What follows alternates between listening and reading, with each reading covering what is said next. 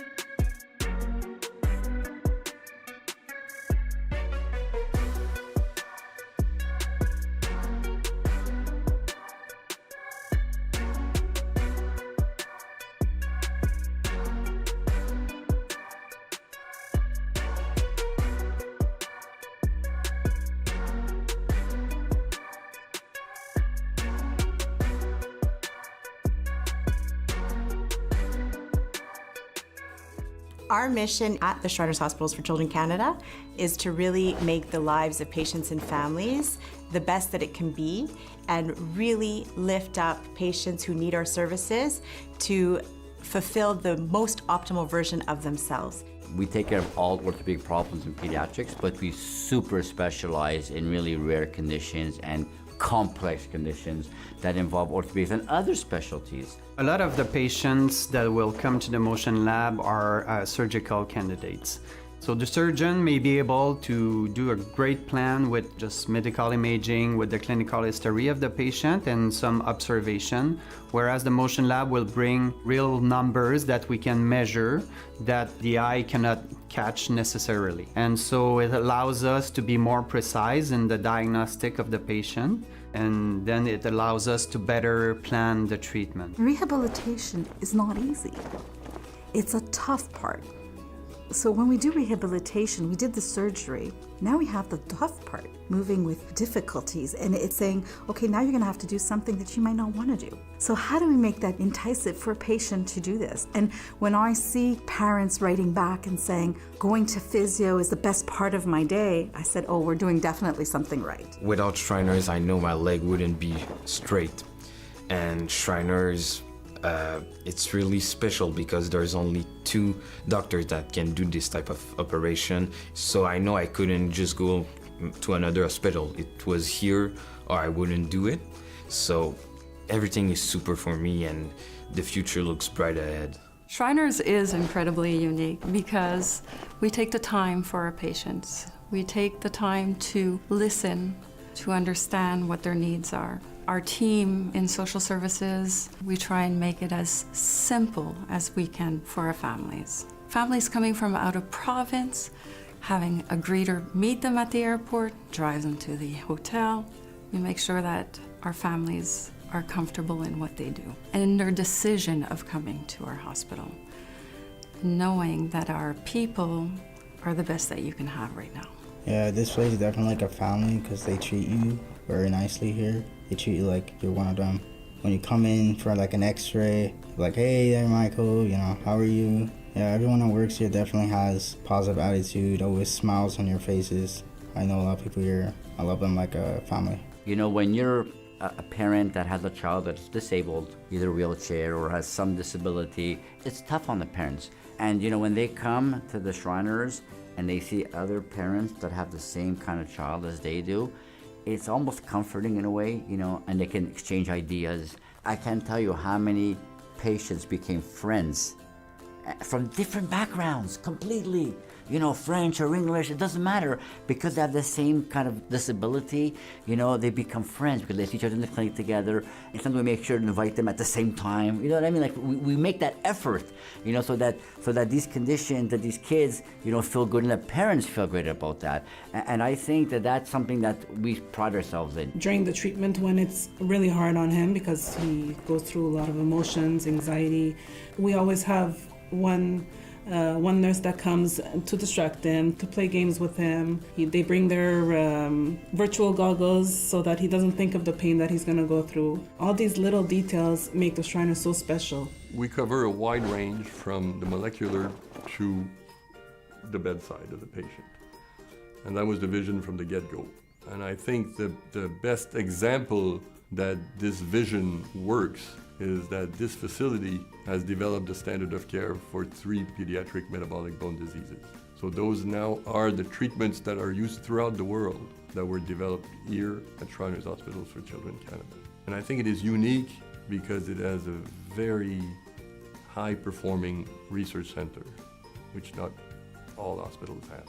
We are becoming experts, and in certain cases we are identified as the leaders in North America in rare and complex bone-related disease. For certain, we have the biggest group of patients for osteogenesis imperfecta in North America. But that being said, we want to be identified as a leader in pediatric orthopedics so that when your kid has a rare disease or complex, it's obvious that you're going to come at Shriners. And we want to be the place in Canada. That's part of our vision. Shriners is special because they have like the family kind of vibe. Here you're really going to have care, you're going to be informed, you're going to have support. That is really important. They are human here, not just nurses, not just physicians, not just doctors. They are human. They have human values, and this is what makes them different than others. The Shriners are really the one that has my heart. What we offer children and families goes beyond clinical care. I'm just really grateful to work here because people from every department, everyone really has this passion of giving back, whether it's people who work in maintenance, in the kitchen, in audiovisual services, in research, in clinical, at the reception. Every person has a role and makes a difference. And when you see this teamwork and everyone coming together with their energies, everyone wants to make a difference in the child's life. And it's really obvious from this kindness and this motivation to do better. To me, this is what really makes the Shriners special.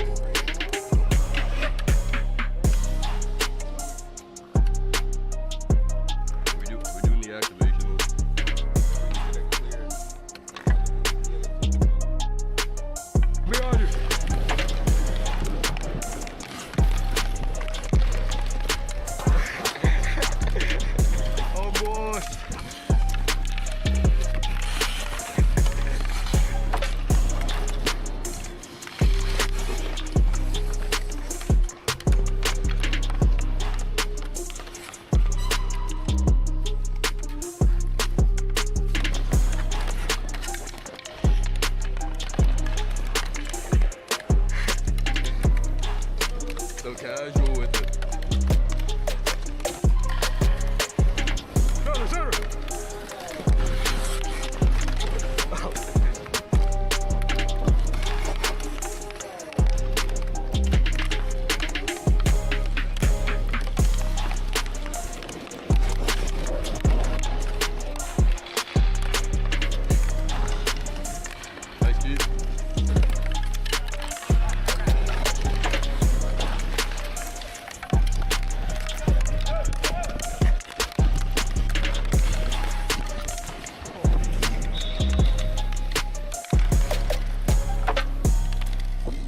I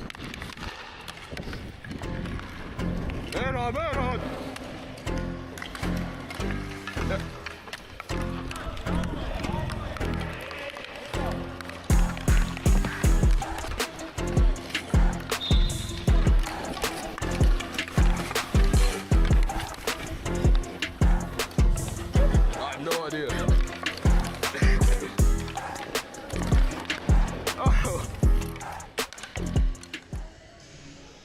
Alrighty, good morning, ladies and gentlemen, boys and girls, whatever you are. Welcome back to day number 2 of the 2025 Para Ice Hockey Championships here at the Lunenburg County Lifestyle Center in Bridgewater, Nova Scotia. I'm Easton Troopton alongside Stephen Rombeek. Stephen, how are we doing today? We're doing great, and this first game was great, and this one is going to be no different. We are in for some action on this one.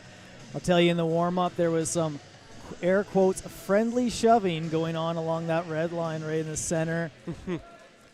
For sure, and so we can expect another battle like last game as well. This will be a really fun one to watch, I think. Yeah, I think Quebec is definitely going to have them beat on the technical side. I believe Alberta is going to come out looking for the big hits, and there is one there. Now, I really like watching Jacob LeBlanc from Moncton, Ontario on this Alberta team play. He's really proven to be a big factor. He seems to be a really good player in this tournament. He really had a great game in the opening game. Let's just hold up, Steve, because got a penalty coming there. Gravel's hurt. Yeah, this could be major, and Quebec is not going to be putting up with this. Absolutely. Yes, the goalie was out of the net, but Alberta's looking to play that physical game, and Quebec is not going to put up with it.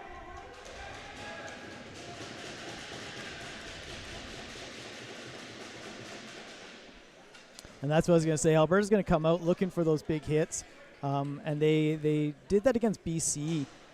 Big hits early in the game, and BC kind of just put up with it and played their own game. Quebec is not going to put up with any of it. And Gravel looks really shaken up down there. Yeah, and this could be devastating if Gravel is injured. I don't think there's any other goalies on the Quebec roster. They don't have one on the roster, so might have to go E-Bug.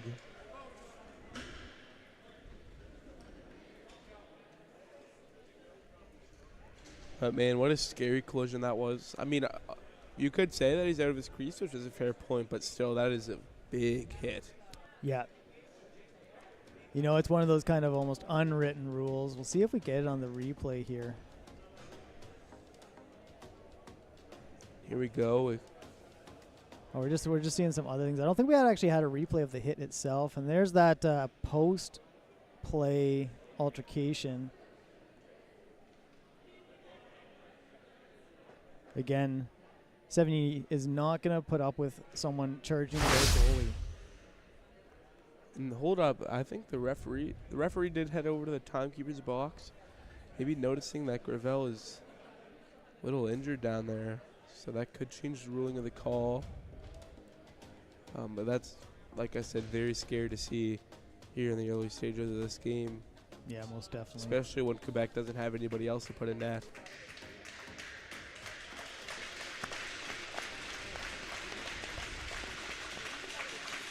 Yeah, it looks like he's putting his mask back on. I think he's going to be able to continue, but you have to wonder how that impacts his play. Exactly, and he's been very excellent so far in this tournament. Quebec obviously has 2 wins. They picked up a shutout W 2-0 last night, and he only let in 1, I believe, against Team Atlantic yesterday. Yeah, that's for sure. So we'll play 4-on-4 hockey, just 38 seconds into the game, and tempers already flare. Yeah, I think that's setting the tone for this one. I think we're going to see a fair bit of that. As you said, Jacob LeBlanc is a big part of that Team Alberta, but he was definitely the instigator in the warm-ups. And number 11 on Quebec, Gwendal Trabal-Houlf. He's also a feisty player who likes to get under the skin. Absolutely.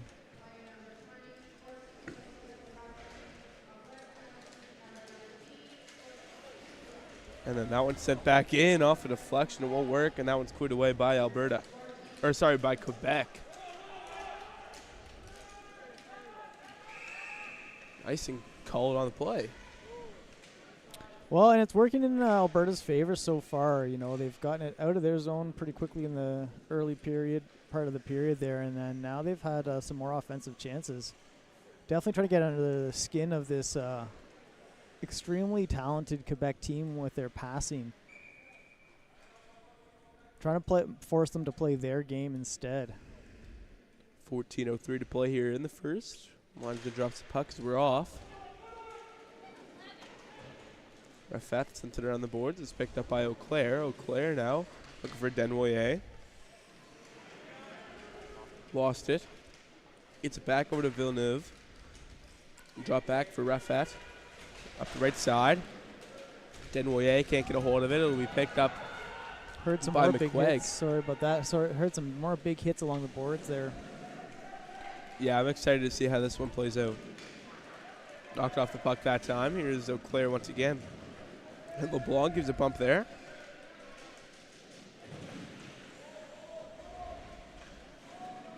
That one gets poked away. A little bit of a punch there, down there. Down low, I should have said. Now along the boards. That one trying to be forced down, but now getting over. Shot through traffic, goes off the defenseman LeBlanc in front. Not sure. I don't believe LeBlanc's a defenseman, but he was there in front of the net. Oh, he is a defenseman, actually. And a beautiful stop that time on the play from, I believe that's right Veldon net. It is. Yes, it is. And a hit there from LeBlanc. Now Denoyer will win the loose puck race. Finally freed up for his teammate there. Now here's Auclair with it.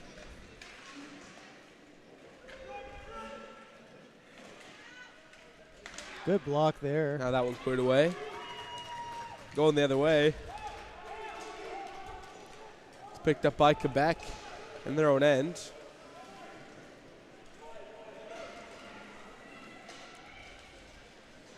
Now Auclair still with it. Pass up the left side, a little out of reach, but it'll be a loose puck race. Quebec wins it. Temper starting to flare a little bit and down low. Now it'll be cleared away.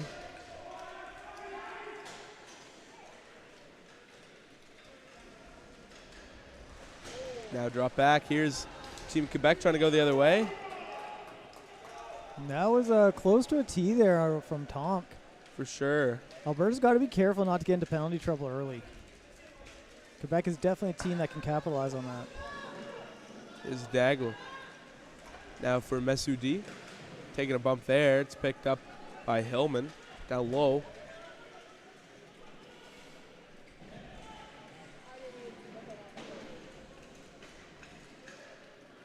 Now here's Quebec walking in. Sent over. Picked off by Alberta in the slot. And now bank feed there. That one will be enough to clear the zone. And now a chance coming the other way for Alberta. Ethan Hillman in on goal. Alone with Gravel. Can't find the puck.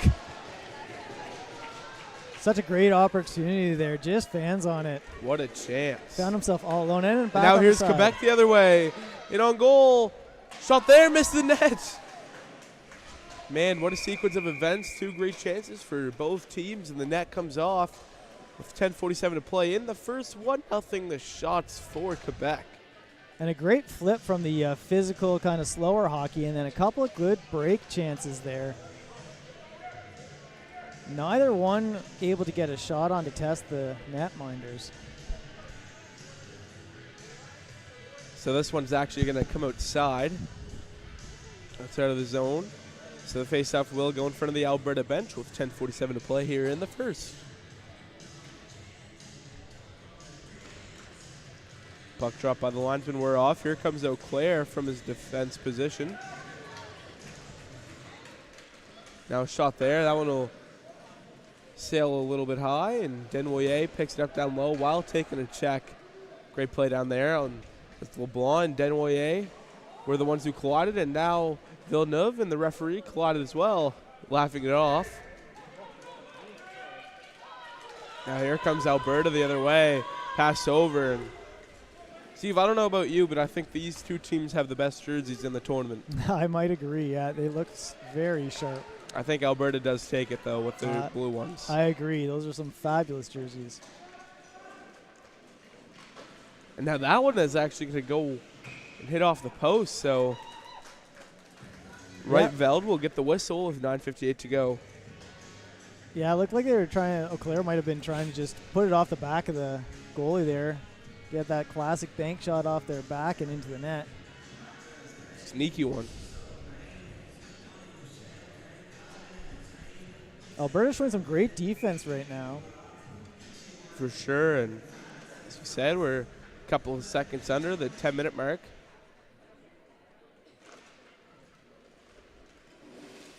So now at the low point area, that one's sent down, though it's blocked through traffic. Alberta will bank that one off the far boards, though Quebec right there to take it away. And over the blue line is Sevigny. Over to the far side for Denvoyer. Trying to get it back over to Eau Claire. Goes a little wide. Here's Gregoire with it. Gregoire with a shot that time. I don't know if the goalie got a piece of that or not. Or if he really needed to. Yeah, not too much danger there, but we've got some players right in front. And Eau Claire with a great opportunity there. And Lucas will take it away. He's a fun player to watch, but Hanrahan in the lane there, and he blocks that one. Now Quebec with it down low. It's Eau Claire behind the net, taking a bump from Tom. Now to Sevigny. Hasn't worked for him.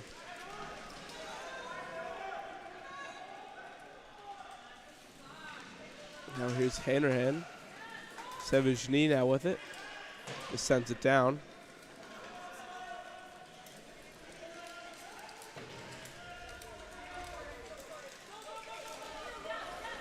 Now here's Hanrahan getting applied the pressure by, I believe that's Bullchild in there, and it is. Now cleared out to the neutral zone. Tomk will fire that one down. It'll go high off the glass, hit the back of the net, and it'll be picked up by Sevigny. They're looking for a change there, just dumped it in. Dumped the change. Here's Gregoire with it on the far side. Has a man going up the middle if he can find him. Couldn't get it there. Now gets it over. Almost a chance there once again. And here comes Quebec crashing in. Not sending that one out in front, though it's picked off by King. King will fire that one off the boards and picked up by Gregoire.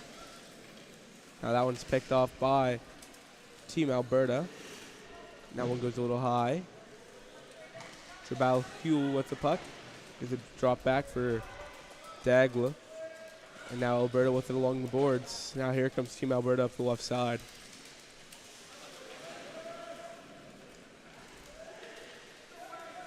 In the corner. Now that the game has slowed down a little bit, definitely seeing Quebec get into their own again, get those passing plays. Now that one will go a little high. It'll be picked up by Mezoudi, and the net falls off just under the halfway mark. Sorry, in this one. 1-0 still the shots for Team Quebec. Still no score. Yeah, and that's the one thing with coming out with that high hitting intensity. It's just not something that's sustainable for a whole game. So Alberta came out, wanted a physical game, wanted to make their presence known. They did the same thing against BC, but that's not a game that they can sustain for 3 full periods. And as we calm down here, that's going to favor Quebec team. We'll see if it comes into play a little bit later on as So the puck is dropped. We picked up by Hanrahan. The low point area with the shot. That one goes high.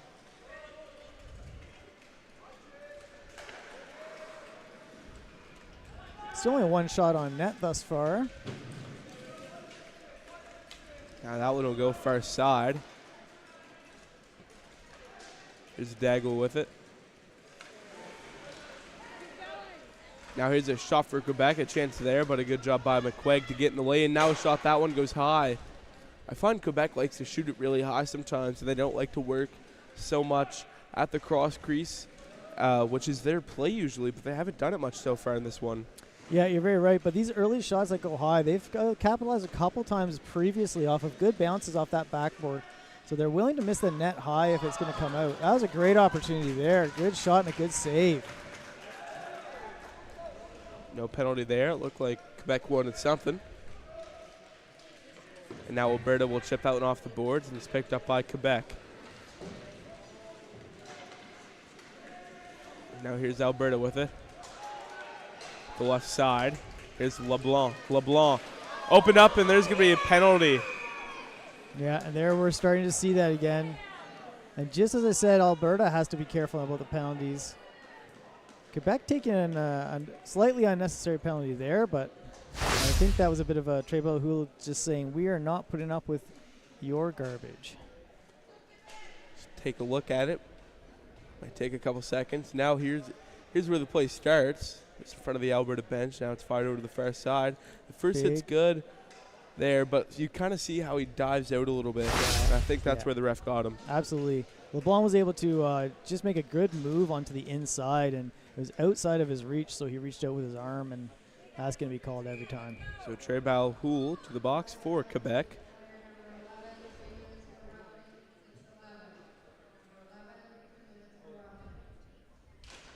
Now the puck dropped. Here's Quebec with it. Here's LeBlanc now with it. LeBlanc shot that one and gets broken up through the lane. King trying to work his way in there, and Gravel will punch a blocker out. And yeah, Gravel taking that opportunity to give a little shove on any blue jersey that happens to be nearby after the whistle. King was the receiving end of that one.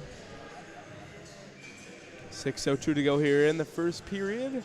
1:51 to go on the power play for Alberta. 2-0 the shots for Quebec.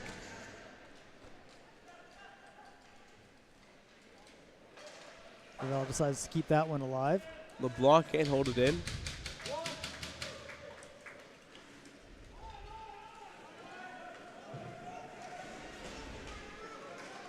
Now here's Quebec, shorthanded.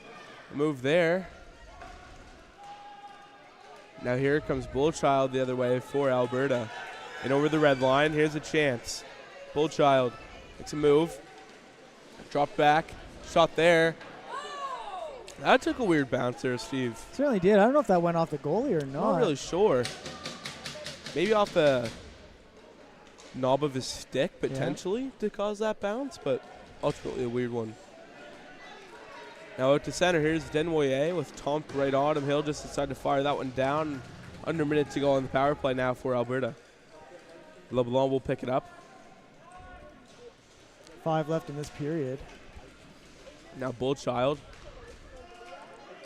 Sent over to LeBlanc. Here's LeBlanc. He takes a hit there into the boards. Tries to get it to Ribbling. Doesn't work out.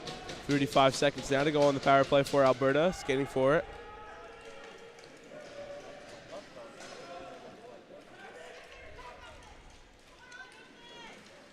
Now Hillman to Ribbling. Ribbling passes it to some empty space over there. Lucas will come over there and pick it up after taking a bit of a hit. Now King in there as well.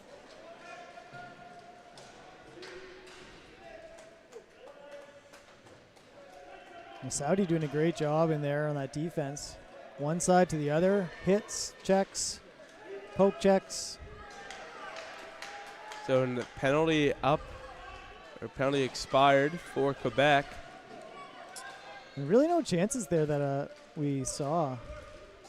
Quebec did a great job of killing that off. So here's Trey Balhoul the other way. He takes a hit there. Now over to Hanrahan. Here's a chance now and on goal off the mask. Great positional save there. That one actually looked like possibly the top of the mask. Yeah, that was a pretty hard hit to take on that mask, and we'll see if we have a replay of that. But that big hit on the top of the mask, but able to get back over and lock it up.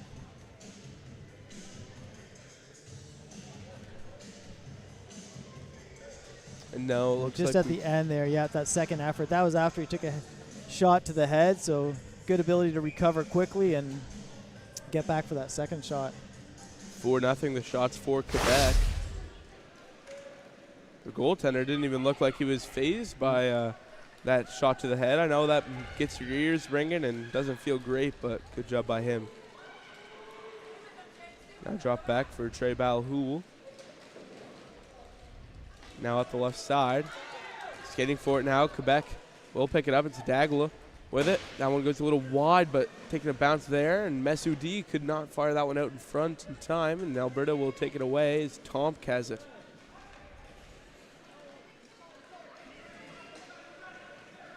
Couldn't clear the zone, though. Still an opportunity here for Quebec. And now it's out. And now that one is being fired all over the place. It's sent down, though, and Tonk will be the first one to the loose puck by the looks of it. Sent around the boards.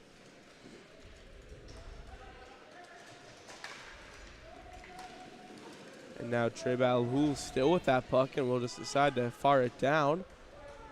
And there's Hillman taking a bump in, crashing and banging all over the place down there. There's another bump. Now behind the net.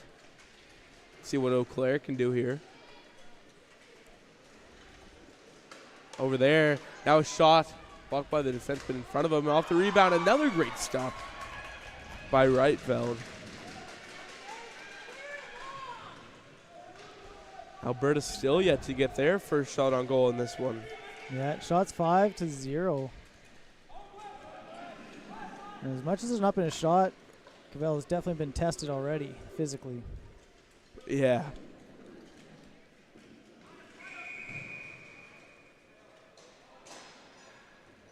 Looks like the net might be off the line a little bit, or? It does look like that on the first side. So 1:47 here to go in the first. 5-0 the shots for Quebec. Still no score in this one.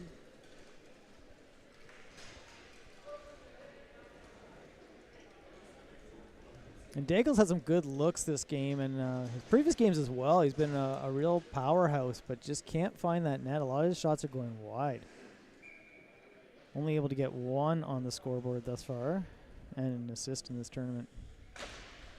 So the puck is dropped.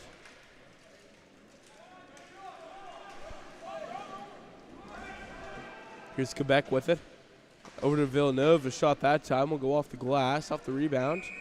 And Reitveld will just get the whistle, sorry, with 1:33 to go here in the first.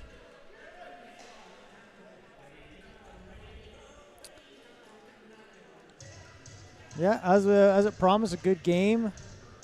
Alberta's definitely holding their own against this great passing offensive Quebec team. They're shutting down that lane in the middle, not allowing those passes, the wide passes that Quebec has been demonstrating thus far in the tournament. So puck dropped by the linesman as we're off one more time.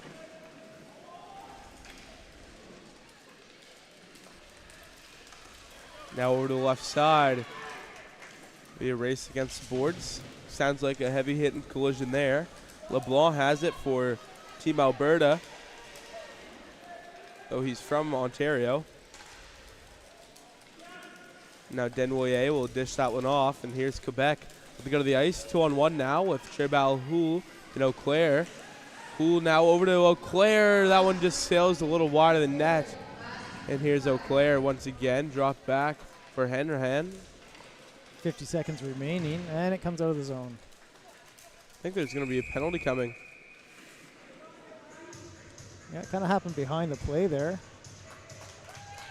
So that's going to go to Patrick Denoyer for roughing on Team Quebec with 47.3 seconds to go here in the first. See if Alberta can get their first shot of the hockey game on this power play. Yeah, and it's a good way to go into the second period. Weren't able to really get anything going on their previous power play. See what can happen this time. Quebec doing such a great job of controlling the puck in their own end, making those plays happen and keeping it in the deep in the Alberta zone. So puck dropped by the linesman. 45 seconds to go. Here's Quebec with it. That one fired out. Kept in. I was going to say that was most definitely a hand pass. 39 seconds now to go in the first. And that'll bring it outside the zone.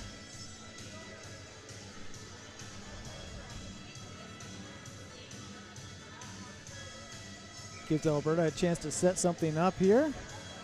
Or we could see something short-handed from the Quebec team. They definitely have the speed advantage. Puck is dropped. Quebec has it now. Pass up the gut.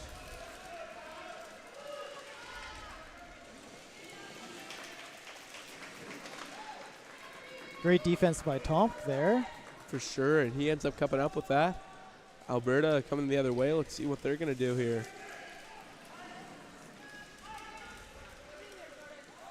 Goldchild well covered by two of the Quebec team.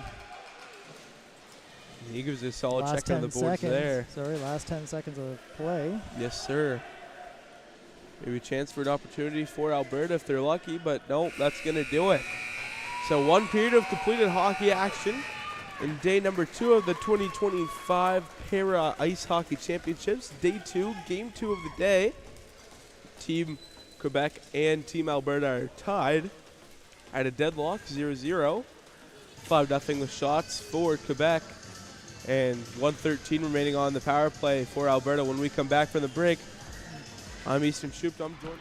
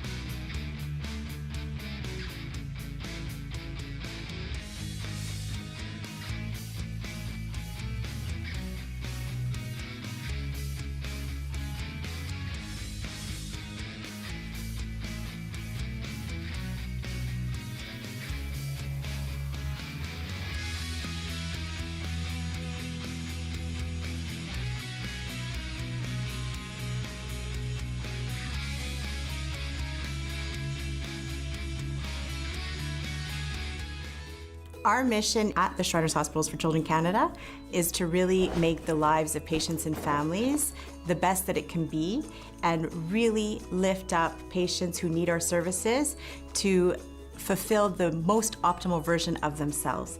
We take care of all orthopedic problems in pediatrics, but we super specialize in really rare conditions and complex conditions that involve orthopedics and other specialties. A lot of the patients that will come to the motion lab are surgical candidates. So the surgeon may be able to do a great plan with just medical imaging, with the clinical history of the patient and some observation, whereas the motion lab will bring real numbers that we can measure that the eye cannot catch necessarily. And so it allows us to be more precise in the diagnostic of the patient, and then it allows us to better plan the treatment. Rehabilitation is not easy. It's a tough part. So when we do rehabilitation, we did the surgery. Now we have the tough part, moving with difficulties, and it's saying, okay, now you're gonna have to do something that you might not wanna do. So how do we make that enticing for a patient to do this? And when I see parents writing back and saying, going to physio is the best part of my day, I said, oh, we're doing definitely something right. Without Shriners, I know my leg wouldn't be straight. And Shriners, it's really special because there's only 2 doctors that can do this type of operation. So I know I couldn't just go to another hospital. It was here or I wouldn't do it.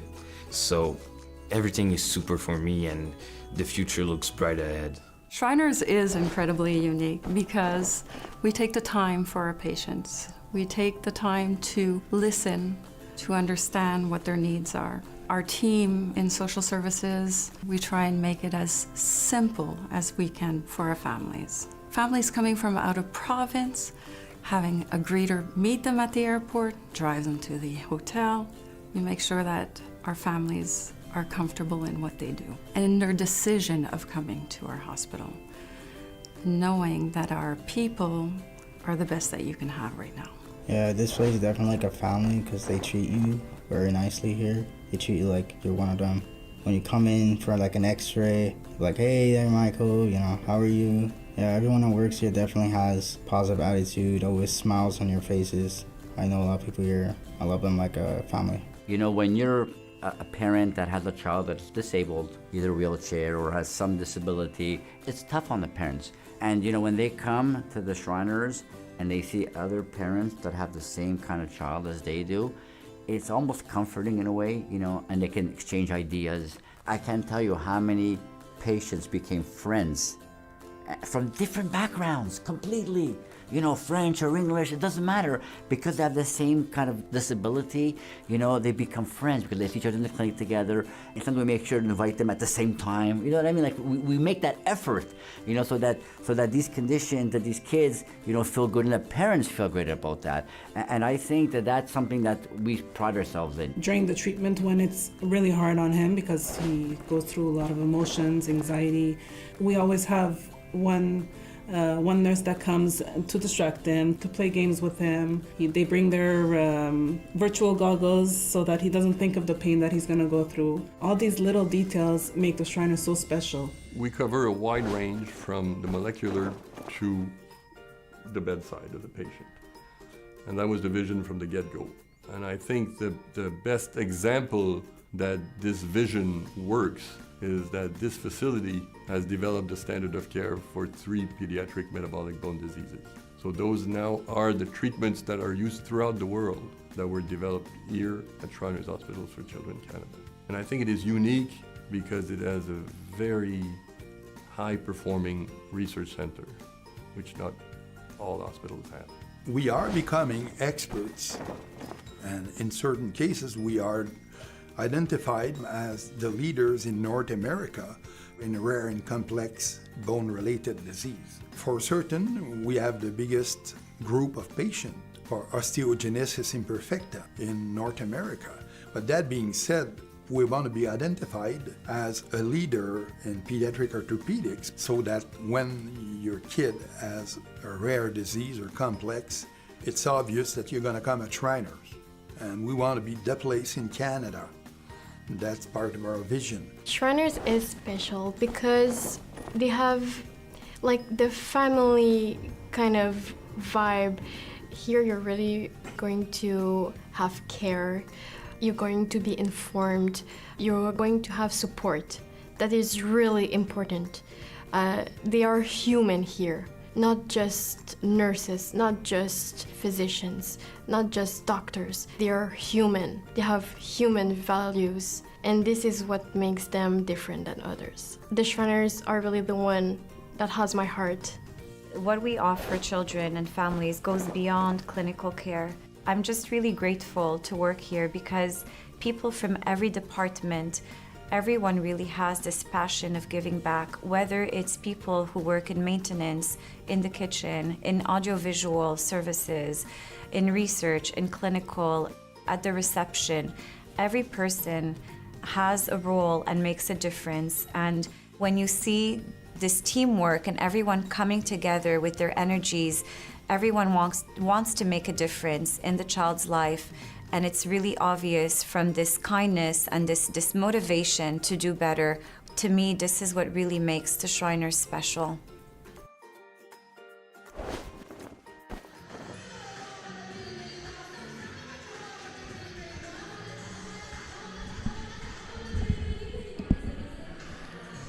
Good morning, ladies and gentlemen, and welcome back to Day 2 and Game 2 of the 2025 Para Ice Hockey Championships here at the Lunenburg County Lifestyle Center in Bridgewater, Nova Scotia at the Clearwater Seafoods Arena. My name's Jason Shoup, your play-by-play announcer, joined alongside Stephen Rombeek, your commentary. Steve, what can we expect in the second period? Well, Alberta coming in on this power play, they started the game very aggressively. I would hope to see the same thing. I think that's what they have to do if they're going to put something on the board early. They're just going to have to go full throttle here for the first 1 minute and 13 left in this penalty and see if they can't make that physical game come up with a benefit for them. They've got some decently deep roster of capable players that can find the back of that net if they get those opportunities. They haven't really shown much yet in this tournament. Haven't had that opportunity yet, but let's see what they can do. For sure, and refereeing to drop the puck.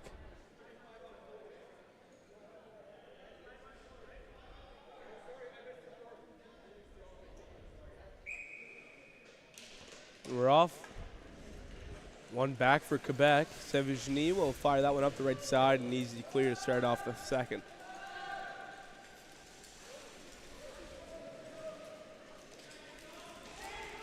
Now here's Tom. He dishes it off to the left side for LeBlanc. LeBlanc trying to use his speed. Gregoire opens him up with a good hit. Now we're along the boards. Comes free. It looks like those two Alberta players are tangled up down there. Whistle goes. That's going to go out of play. 14:27 to go here in the second period. 40 seconds remain on the Alberta power play. 5-0 the shots for Quebec. Still no score.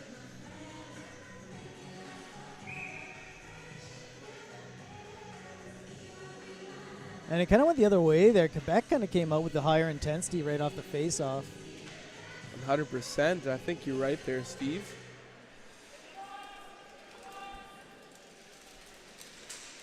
Now in the corner, trying to free that one up. As it does, it comes out to center.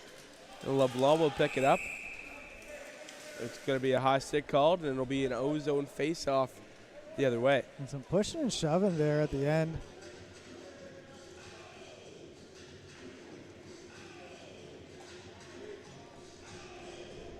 Lucas having some words with Massoudi there, but big smile on Massoudi's face. Maybe he's just getting under their skin a little bit. He's definitely an intense player. Linesman gets set to drop the puck. We're off. One back for Hanrahan, but they'll let that come up to center. And Sevigny will pick it up. 20 seconds to go on the penalty kill for Quebec, and they'll bank that one off the boards, and it's picked up by Tomk in his own end. Pass up through. It's picked off by Massoudi and taken away by Bullchild. Bullchild over the blue line now. Has a man to his left if he can get it there. Decides to circle back and give it off to Lucas. Lucas through trap, stopped by Gravel. Rebound opportunity. That one was stopped by Gravel as well. And another one stopped by Gravel, and he'll get the cover as the penalty comes to an end. Couldn't keep the glove on that one. It almost created that opportunity, and then that's what we've been saying, right? You throw that puck on that net, you never know what's going to happen, even though it can bounce out of that glove. And all you need is one chance to get that first goal of this game. Both teams still looking for that first goal. Expect to see some good things from Quebec coming up in this next couple of minutes here. Back to full strength. They're going to want to set up their game and get some good passing and cycling going. Face-off will go to the left of Gravel. Linesman drops the puck as we get set to go. And now here's Hillman with it. Hillman takes a good-sized check from Denoyer. Auclair pokes it through, and here's Auclair trying to make LeBlanc miss. Auclair centers that one. It's blocked by McQuaig. Now in front for Gregoire, they score! And there we have it. Thierry Gregoire from Montreal, Quebec finds the back of the net in just a simple play. And Quebec is the first one on the board. They lead at 1-0. And leaving someone like that's so talented like Gregoire wide open in the middle there, just perfect position. And this is exactly what Quebec does. They look for that pass. They're so good at being patient with the puck. Left all alone there. That defender cheating over to try to drawn into the play a little bit more. Good patience. One-timer. Back of the net. 1-0.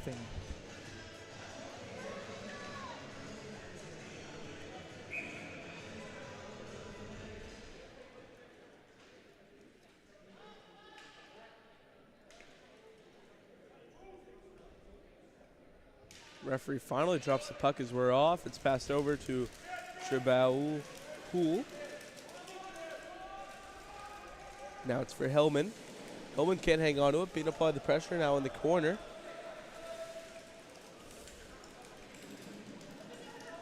Now Tom with it. Alberta comes the other way. Pass up through. It's picked off. Though taken right back by Bullchild. Nice move by Bullchild to bring it into the zone there. Now here's Quebec going the other way. It's Daigle. Back feed up to Messoudi. Hit there. Nothing going there. Here's Hillman. Hillman a bank feed there. Goes a little wide. It looks like it might have enough. No, icing is actually going to be waved off before it even had a chance to go down. It ended up going on net anyways. And it's going to go on Team Quebec.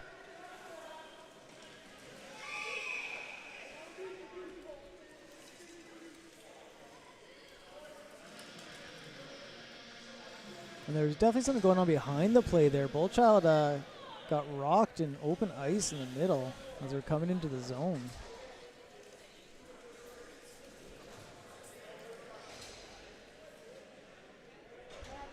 So I'm not sure really why Alberta got the penalty there. The referee might have thought that he went through the crease to try and start something there. It's going to be 4-on-4 potentially, I believe.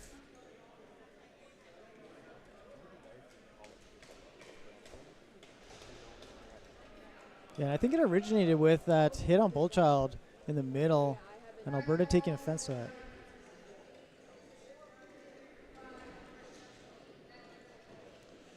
So the referee needs penalties to go up on the score clock.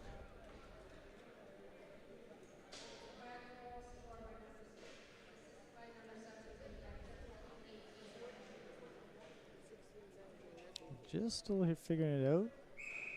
Now we're all good, so we'll play 4-on-4, so that means there's a little bit more space to work with, which is great for Quebec because that's their style of play. And here comes Auclair the other way. He's going to beat out that icing. Yeah, and you're right. This is going to favor Quebec on this 4-on-4 hockey we would anticipate.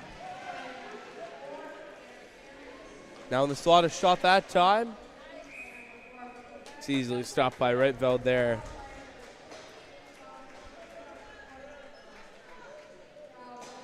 Reitveld down early on that one. Decided to go down and commit quite early. If he was able to lift that puck, there was half the net was just waiting for it. But it went in his favor. Able to make that stop. 7-1 the shots.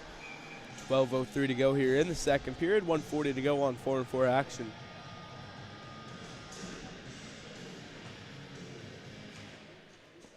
Puck dropped. Daigle will pick it up.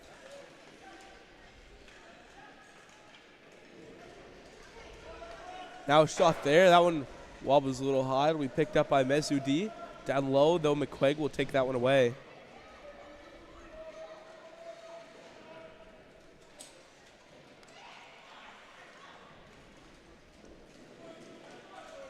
Now here's Daggle with it. He'll drop it back for Sevigny. Sevigny now.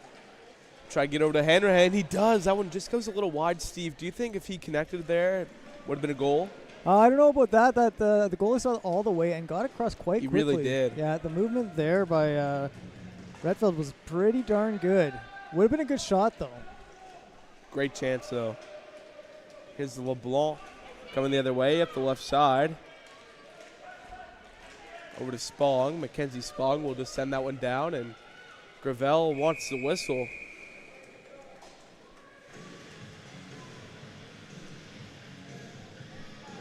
Alberta definitely showing some great skill there.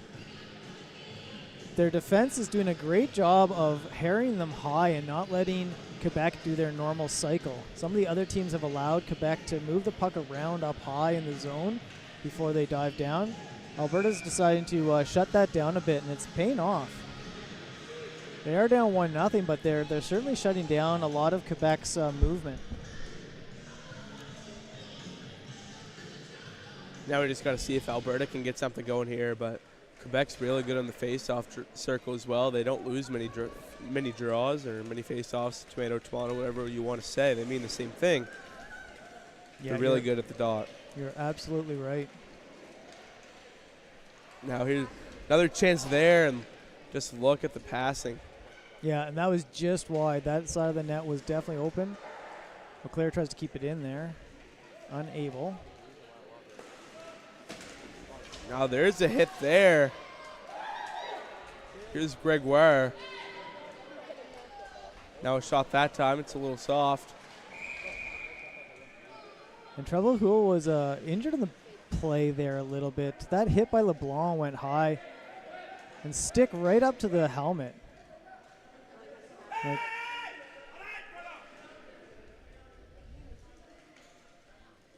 I'm not sure what the concern is, and I don't know if didn't see any penalty calls on that. They determined it was a clean hit, but I definitely saw an intentional stick up to the face mask of Trevelhul. LeBlanc looking for the kind of targeting the head there a little bit, and might just be trying to get into his head metaphorically. Definitely trying to harry this Quebec team. LeBlanc's been very physical thus far, as we anticipated. Puck is dropped, and we're off once again. Now pass across. That one gets broken up, though. Refetch will get it back, but Lucas will poke that one away once again. Now along the left side. That one goes over far side. Here's a chance for Eau Claire and over the blue line. He avoids the check there. Still gets a little collision that time. Getting a little physical. And you had Desnoyers coming in right in the lane there. And if that pass had gone through, I think that would have been an opportunity. Now that one will get cleared away by Alberta. 7-1 the shots for Quebec in this one as they lead at 1-0. Here's Quebec. They'll flip that one out as will be picked up by Alberta in their own end. It's Hillman. Takes a bump that time. Desnoyers will send that one over for our side. And Gregoire will send that one down as well.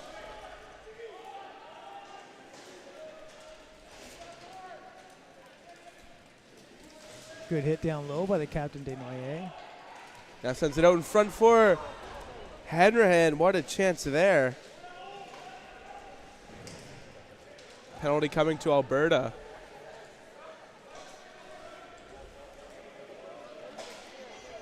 Opportunity here.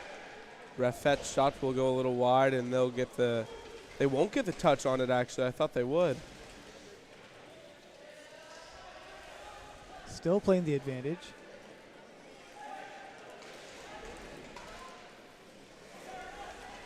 Now Alberta's still unable to touch this puck. Now for Mezoudi down low. Can't hang on to it, and it looks like Alberta might get a touch on it. No, Quebec actually got it back. I didn't realize Mezoudi was down there to help him. Quite the long advantage. The ref's arm's getting tired.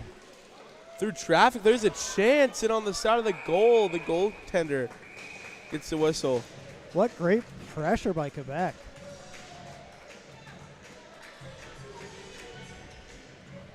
Rifle just able to pick that up through the crowd and seals it, but there will be the penalty now to be served. It's going to go to Sean Lucas.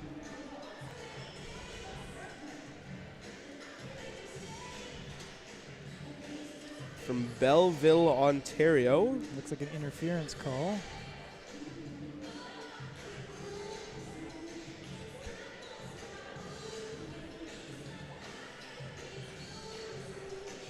And we're at 8-1, shots favor of Quebec. And a good opportunity here. Yes, if you're Quebec, you'd love to go up 2 right here on this power play. Now here's Eau Claire. Great D by Spong there. That one will get cleared away. Won't go too far though. Now here's Hanrahan with it.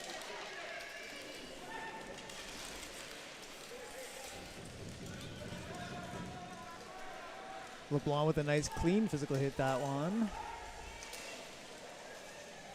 Now there's a stop by Wrightveld with 7:36 to go in the second. 8-1 the shots for Quebec. 1:27 remains on their power play. I'd like to see Quebec on this next line here. I'd like to see them start cycling the puck a little bit more. Start using their passes. That's their advantage against this Alberta team. Face-off will go to the left of Wrightveld.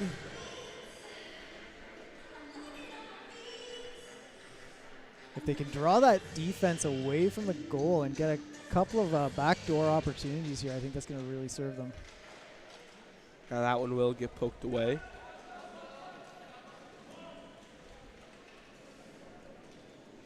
It's Daggle. And on goal, that one kind of took a weird bounce. Yeah, Eau Claire was looking for the rebound on that one, and I think it ended up hitting him instead. I do think so as well. So here he gets it back over to Trebalhu. Now here's Alberta, and they'll easily clear the puck. A minute off of the penalty kill for Alberta. And so far, they've been doing a great job on that penalty kill. All tournament, they've shown that a decent ability on that penalty kill. Now they'll pick it up once again and try and do something with it.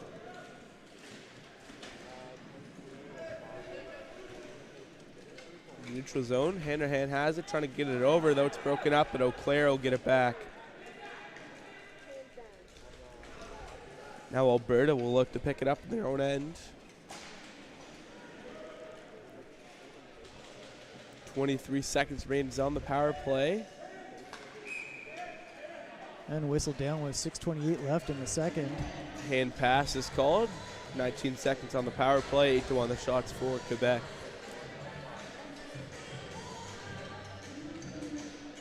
So as you said before, they're really strong on these face-offs. If Quebec can draw that back and set up a play and get some driving into this zone, they've got 19 seconds here. I think they've got another good opportunity, but Alberta's just been solid on this power play kill.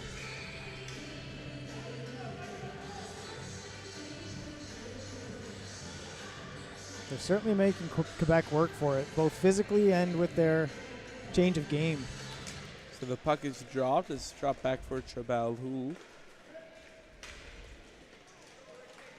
Now Mezoudi.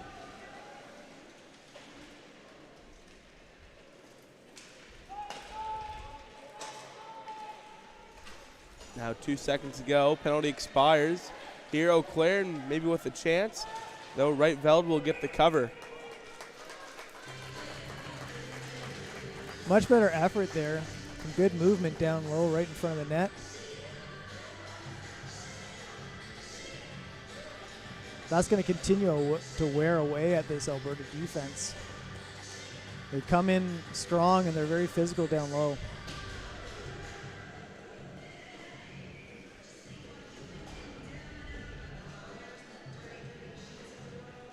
So the faceoff will go to the left of the goaltender.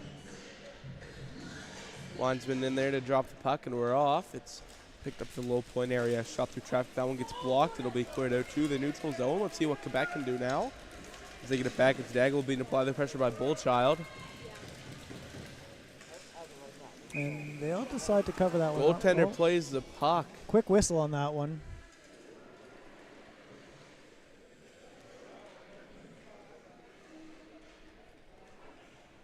All right. And we'll be into the Quebec end here. Alberta looking to get some offense going now that they did so well on that penalty kill. And I think Quebec has realized Gravel's a little rattled in net. Ever since he got ran there, he's kind of been a little short-tempered. There's been a couple times it's with the ref's decisions and what Alberta's done. He's been a little frustrated. You can hear him yelling a little bit. And so I think Quebec has realized that, and they're really trying to hold shots from or anything from going down there so they can limit any possible chances. Yeah, I think you're absolutely right there. I mean, he is such a strong goalie. He's only had to face one true shot in this game. So, as you said, Quebec has done a fabulous job at not permitting any shots to get that way. And it might be an opportunity for Alberta there just to start firing some longer shots. If they can get some good shots on net and use that physical game that they tend towards right now and crash the net and get in his head even further. So we're off once again here.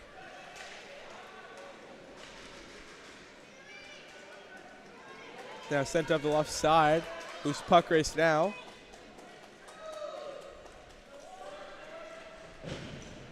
Good solid hit there into the boards. Just approaching the 2/3 of the way through this second period of play. 1-0 Quebec your score. 9-1 the shots in favor of Quebec. Now here comes King with a great opportunity there. Yeah, sorry to interrupt you, Steve. No, you're absolutely right. King did have a great chance there, just couldn't quite execute it.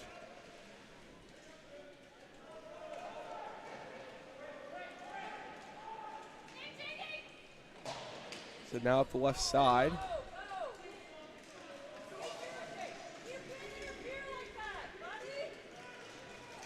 Now Quebec still coming up the left side.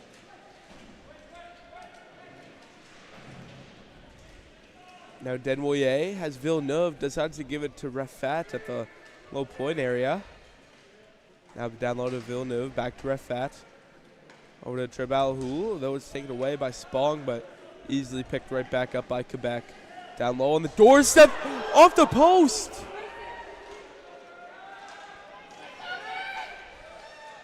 Man. That was so very close. Thank your post there if you're Reitveld. Yeah. I don't know whether he just didn't see it. It seemed like a late reaction by Reitveld on that one. There was a little traffic in front, but I don't really think it was a true screen. Absolutely, and that's a scary hit by LeBlanc. That's a scary one.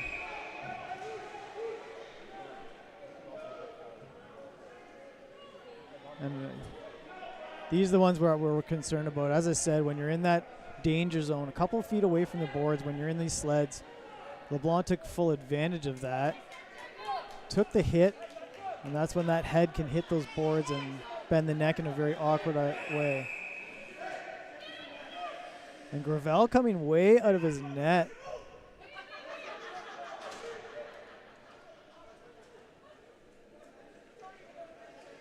Talking it up there. We've got that on the replay. Fairly scary collision there as well. As you can see, I'm not sure if we're going to see it very well here.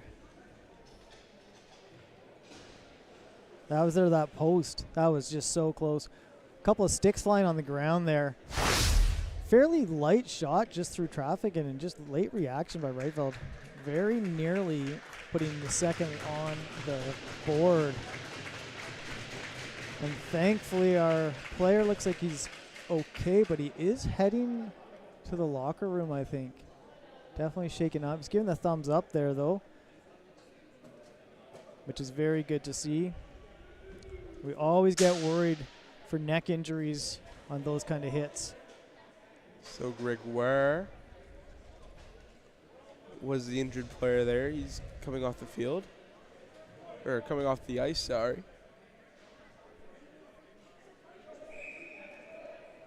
And here you can see your leaderboard. Atlantic and Quebec with a couple wins under their belt. Alberta, BC, Manitoba, and Ontario all have a win.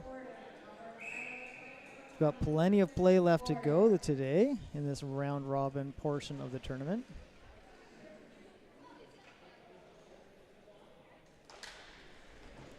Now Hanrahan couldn't quite hold the line that time. Now here's Daggle the other way, trying to cut in on goal. Getting it over. Nice stop that time by Reitveld off the rebound. Still sticking with it. It's Quebec. Now another shot there. It's trickled aside the goaltender. Now here's Bullchild, who takes a bump that time from Daggle. Now there's the shot that time. Goes a little wide of the net. Hellman gets it back. And Hanrahan unable to keep that one in.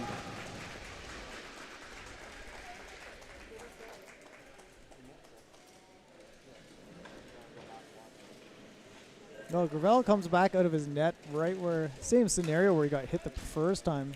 Definitely showing that hasn't rattled him too much. No, for sure. Over on the first side, here's Hanrahan. A shot. That time they score! Kevin Hanrahan from Gatineau, Quebec finds the back of the net on the power play. And just a beautiful shot there. Beats Reitveld high. Couldn't get the glove on it.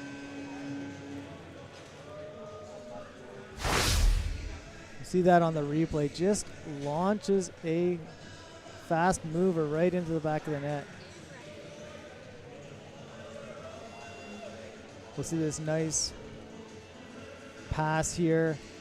And you see the defense all heading over to the one side. There were 3 defenders covering that left side, leaving them wide open to come down that right wing. And just a nice open shot.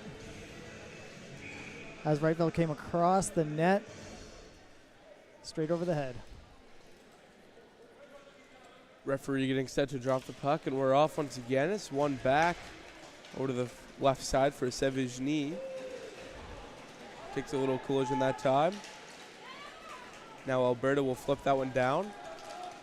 And we're now 13-1 for the shots in favor of Quebec. And a penalty coming here. And some more chatter after the whistle. Gravel in pretty much every conversation directed at the Alberta team. And you I kind of saw there on the way to the box, Saad Mesoudi kind of did like a swimming motion, maybe thinking he dove a little bit there, but I really think that was interference.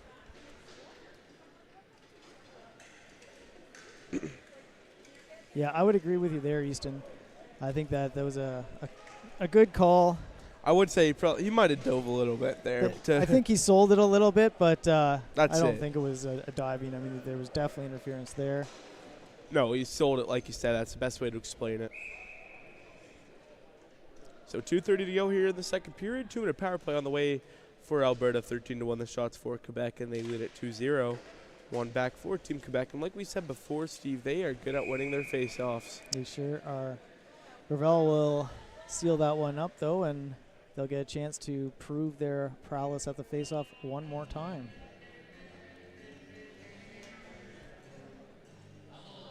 And I think if you're Quebec right now, you win that face-off and you try to get a little bit of an offense going. And LeBlanc, outside the circle, grabbing the stick a little bit. There's definitely some interactions going on there. So the referee will go over and talk to dribbling in Trebal Houle. And those two have been at each other all game, even before the game. But Trebal Houle loses a stick again, and maybe it wasn't so much LeBlanc. Just needs to hold on to those things. Yeah. Now here's Eau Claire down low behind the net, taking a bump that time. Here's Tomp now.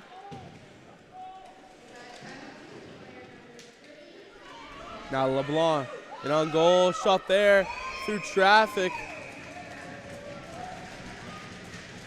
Gravel. I was just going to say, Gravel doing a great job. Gloves that, but then also decided not to give the shove. He put his arm out to make sure there was no post-whistle interference by Ribbling there, but decided not to give that shove, which is good to see. He's calmed down a little bit. He's going to keep chirping, but he's not going to end up with a silly penalty.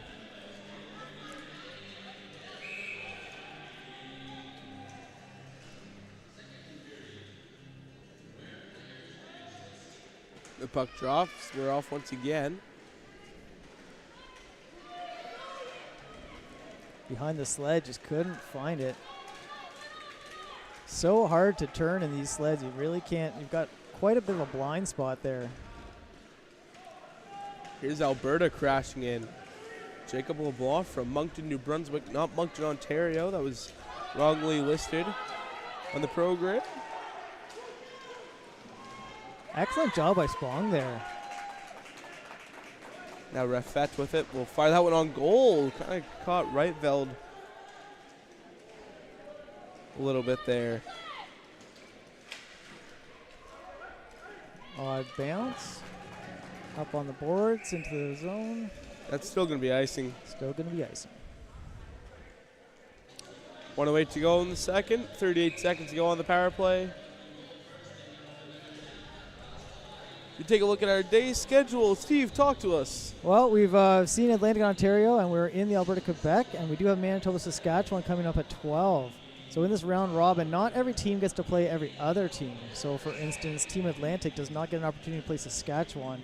And this can come into play with your goals for and against, as we've seen Saskatchewan mixed team from many different provinces, and they've been racking up the goals against them. And teams that don't have that opportunity to get the high additional goals could come into play later in this tournament.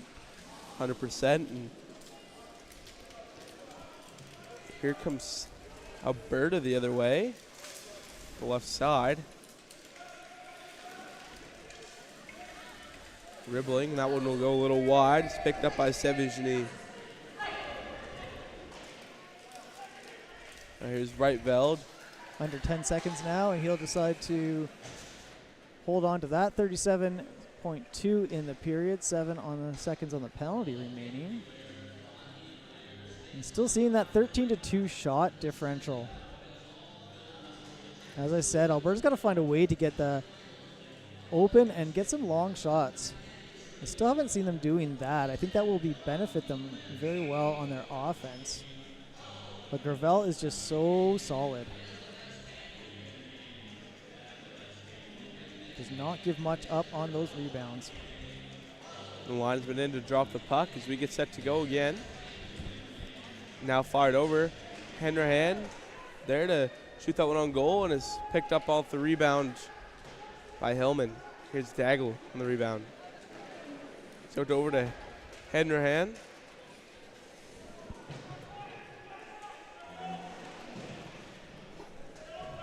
Good battle in the corner here. Now it's picked up by Hanrahan. Maybe one more chance. And that one will get cleared out to the corner. After the second period of play, 2-0 Quebec your score. 14-2 the shots in favor of Quebec. Steve, what does Alberta need to do to come into the third period? What needs to be said in the locker room? Well, I think the coaches are really going to have to encourage them to kind of go back into their physical game. And I'm not sure if those long shots are something that this team is normally known for, but that would be my interpretation of what might be something that they can try at least. But we'll see that they're going to have to dig deep and find something and come out blazing for this third period if they want to get back into this game. Alrighty, ladies and gentlemen, I'm Easton Shoup, joined alongside Stephen Rombeek. We'll be right back here for the third period of play. At Shriners Children's, we're home to the world's leading pediatric orthopedic care. Because so many life-changing advancements start here.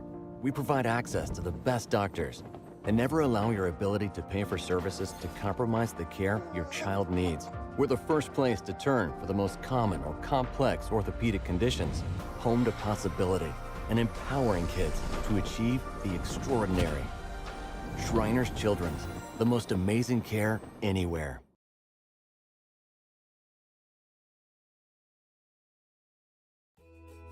Our mission at the Shriners Hospitals for Children Canada is to really make the lives of patients and families the best that it can be and really lift up patients who need our services to fulfill the most optimal version of themselves. We take care of all orthopedic problems in pediatrics, but we super specialize in really rare conditions and complex conditions that involve orthopedics and other specialties. A lot of the patients that will come to the Motion Lab are surgical candidates.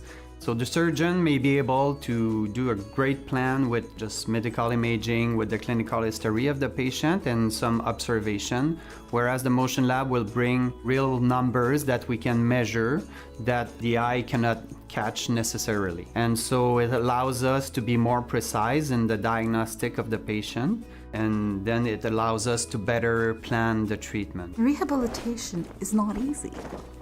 It's a tough part. So when we do rehabilitation, we did the surgery. Now we have the tough part, moving with difficulties, and it's saying, okay, now you're gonna have to do something that you might not wanna do. So how do we make that enticing for a patient to do this? And when I see parents writing back and saying, going to physio is the best part of my day, I said, oh, we're doing definitely something right. Without Shriners, I know my leg wouldn't be straight.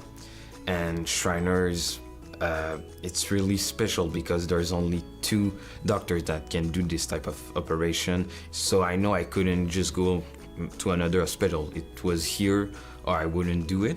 So everything is super for me and the future looks bright ahead.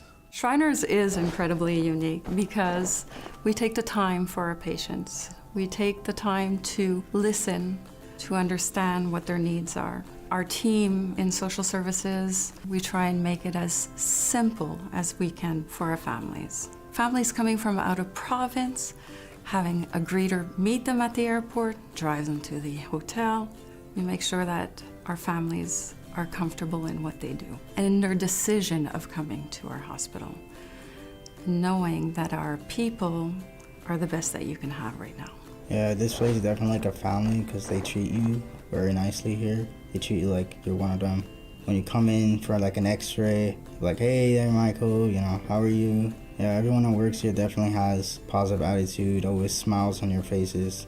I know a lot of people here. I love them like a family. You know, when you're a parent that has a child that's disabled, either wheelchair or has some disability, it's tough on the parents. And you know, when they come to the Shriners and they see other parents that have the same kind of child as they do, it's almost comforting in a way, you know, and they can exchange ideas. I can't tell you how many patients became friends from different backgrounds completely. You know, French or English, it doesn't matter. Because they have the same kind of disability, you know, they become friends because they see each other in the clinic together. And sometimes we make sure to invite them at the same time. You know what I mean? Like, we make that effort, you know, so that these conditions, that these kids, you know, feel good and the parents feel great about that. And I think that that's something that we pride ourselves in. During the treatment, when it's really hard on him because he goes through a lot of emotions, anxiety, we always have one nurse that comes to distract him, to play games with him. They bring their virtual goggles so that he doesn't think of the pain that he's going to go through. All these little details make the Shriners so special. We cover a wide range from the molecular to the bedside of the patient. And that was the vision from the get-go. And I think the best example that this vision works is that this facility has developed a standard of care for 3 pediatric metabolic bone diseases. So those now are the treatments that are used throughout the world that were developed here at Shriners Hospitals for Children Canada. And I think it is unique because it has a very high-performing research center, which not all hospitals have.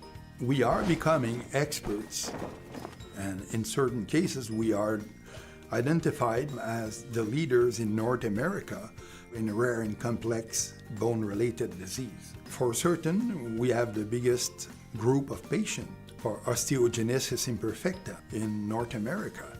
But that being said, we want to be identified as a leader in pediatric orthopedics so that when your kid has a rare disease or complex, it's obvious that you're going to come at Shriners. and we want to be the place in Canada. And that's part of our vision. Shriners is special because they have like the family kind of vibe. Here you're really going to have care, you're going to be informed, you're going to have support.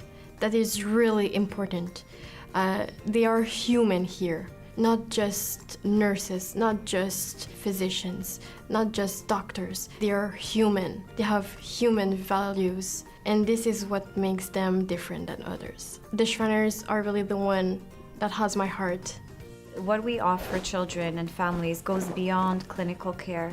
I'm just really grateful to work here because people from every department, everyone really has this passion of giving back, whether it's people who work in maintenance, in the kitchen, in audiovisual services, in research, in clinical, at the reception.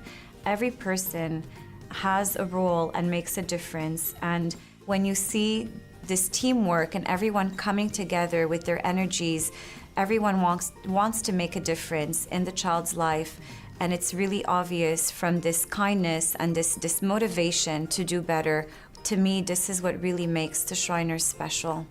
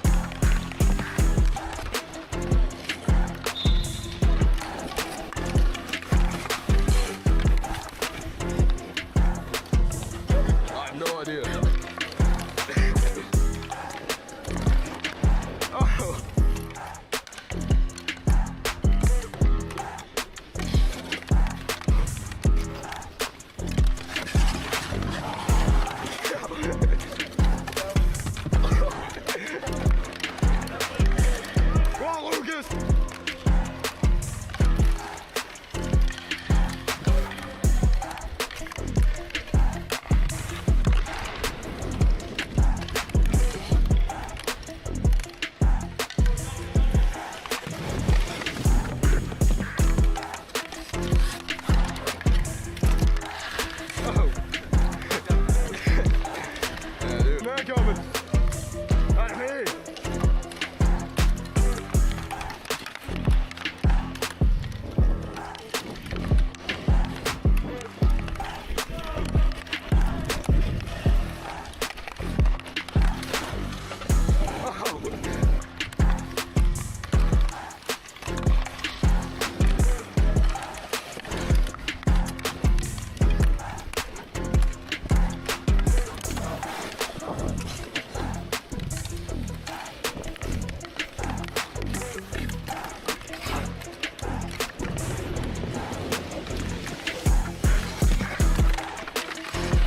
I think you know where it is.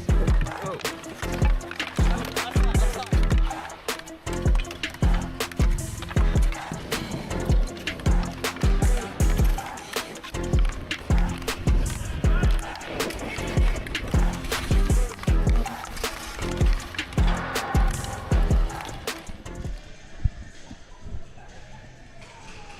And we're back. Welcome back to the 2025 Para Ice Hockey Championships here in Bridgewater, Nova Scotia for the third period of this great game between Quebec and Alberta. Alberta holding their own, holding Quebec to 2 goals thus far with 14-2 for the shot differential.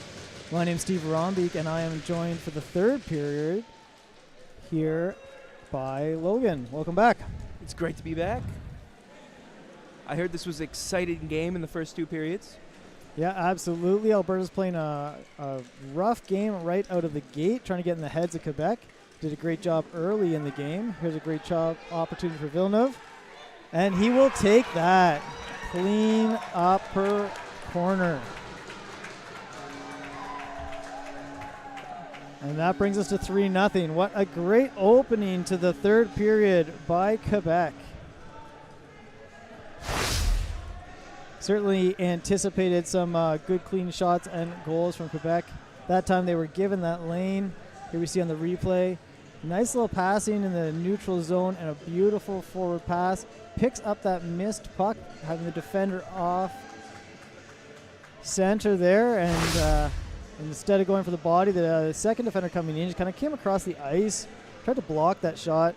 Villeneuve showing great patience there, waiting for the opportunity.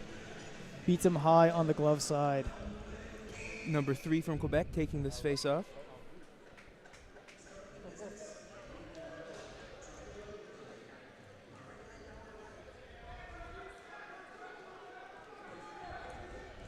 Ref having a word with the wingers there, cheating into the circle. I'm not going to have any of that, and off we go.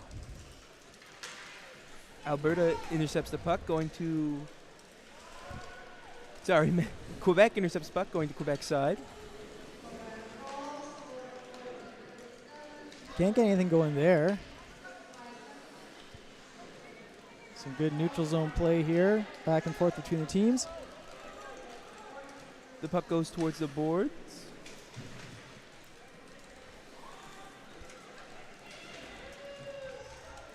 And they seem to be fighting for the puck in the boards there. Into the corner. Picked up by Alberta. Team Alberta looking to score, but intercepted by a defenseman.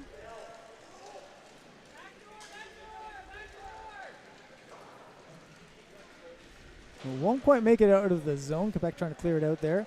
Still down into the corner. Forechecking by Alberta. And it'll come down, race to the puck. It looks like it's waved off for the icing. Quebec's going to get there first.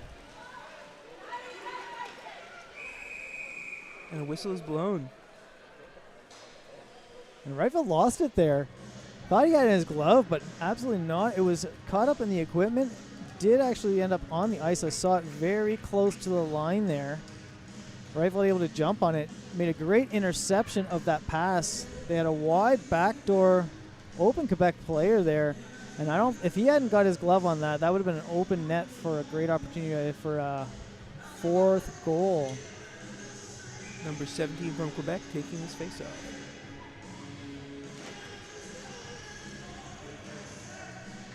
Quebec doing a pass to number 20.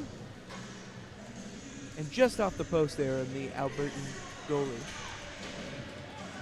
Yeah, Quebec has that luxury to just keep throwing some shots in on net from far out and then looking for the rebounds.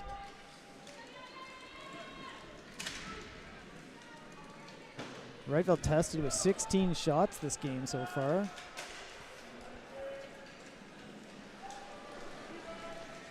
As we're down past 2 minutes out of this third period. Alberta's still trying to get the puck onto Quebec's side, trying to see if they can get one goal in there, and secured by the Quebec goalie.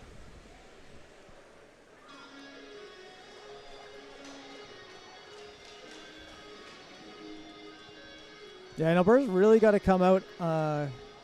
Haven't really seen that physical game again, and as we look at the Alberta roster there,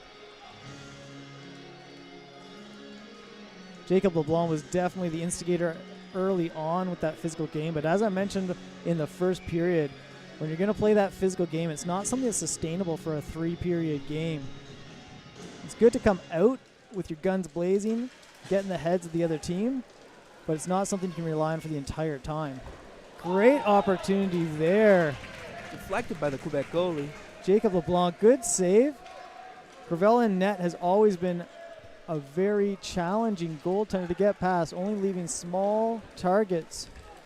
You have to go top corner on him. Quebec looking to get another point in.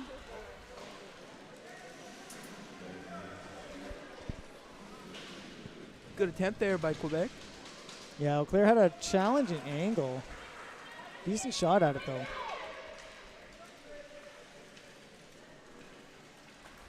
Good control. We're seeing Quebec just relax into their game, and another great opportunity. 2 Quebec players undefended with that open net on that back door.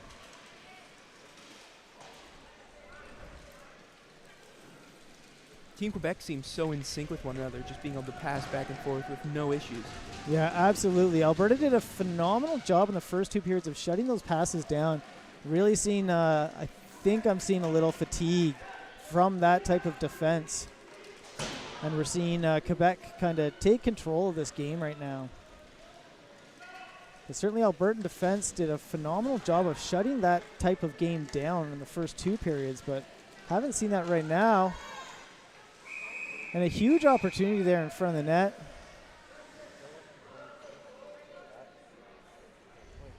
Is there an injury on? I think they're just trying to sort each other out. Everybody gets tangled up with the sleds. And there's Quebec roster, you see. Gravel, of course, in net has been a massive part of their team. Hasn't been very challenged in this game with only 4 shots on net.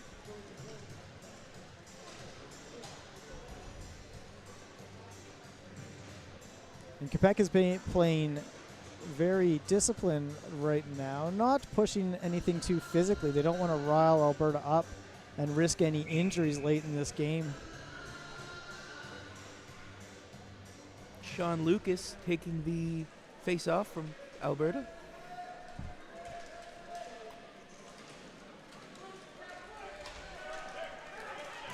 Alberta trying to get a breakaway.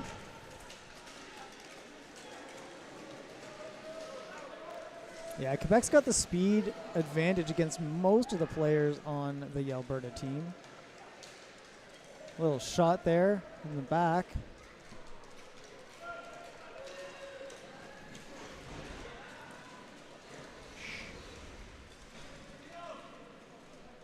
The puck is in the boards now. Yeah, LeBlanc playing the body again. Good catch by Alberta. Yeah, good shot, good to save there by Wrightfeld. LeBlanc playing the body again, and it's not been paying off in his game. I think he's sacrificing himself too much to make the big hit instead of just making just enough hit. We've seen over and over in this tournament, especially with the sledge hockey, that the big hit is good to get in somebody's head, but it takes you out of the play. And LeBlanc has to realize that at this point, a hit that is just big enough to knock the player off, but gives him an opportunity. He's a player that has good hands and good speed. He needs to use that for some offense. The linesman calling that back. players cheating into the circle during the face-off. We'll reset here.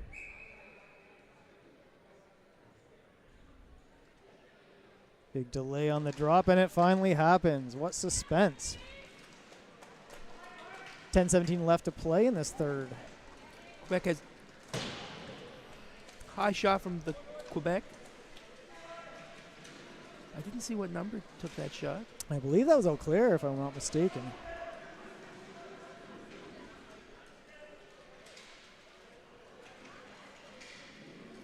Quebec again maintaining the puck. Eau Claire with it again. Still loose in front of the net. Great opportunity. Still loose at the side of the net. We can see it here, but none of the players in the front of the net can. Finally, Alberta gets it away. Spong doing a great job there. But does not clear the zone. Quebec keeping the pressure on.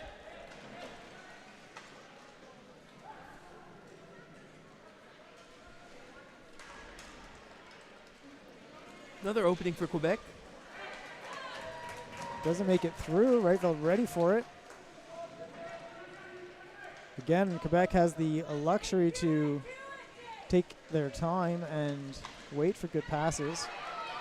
Finally, Alberta clear the zone, get a little bit of a reprise on this one. King going in on the forecheck.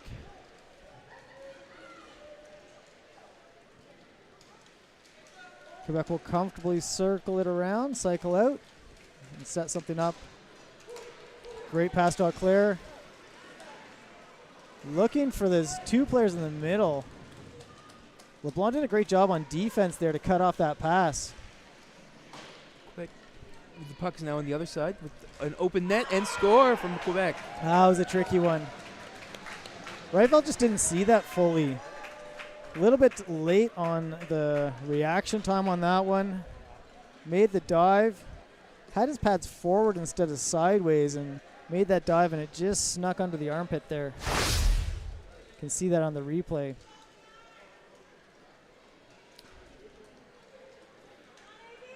Good attempt by LeBlanc there initially. And all the defenders cycling back around. 3 of them coming to the net there, facing the wrong direction. Number 3 from Quebec. Leaving Eau Claire open shot through traffic. Puts it to 4-0. 21 shots to 4 in favor of Quebec. Wearing out this Alberta team. And at this stage in the game, with a Quebec team that can pass so well, I'm not sure what Alberta can do to get back into this one. Ooh, big hit by Alberta there. Yeah, that's number 4, Tonk. He's been playing very well this tournament. Into the boards.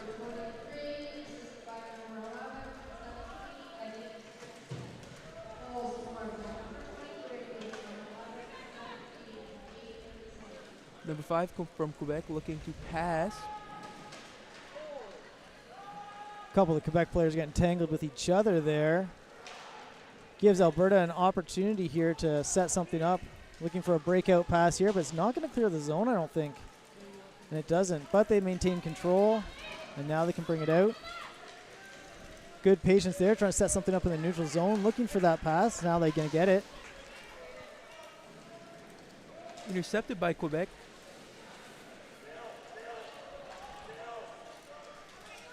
Now it's a race for the puck in Alberta's zone. It's a one-on-one here. Oh. Good defense there, but he definitely grabbed the front of the sled there. I think that's Bullchild. That was a questionable defensive play there. Worth taking the risk for the penalty, and he got away with it.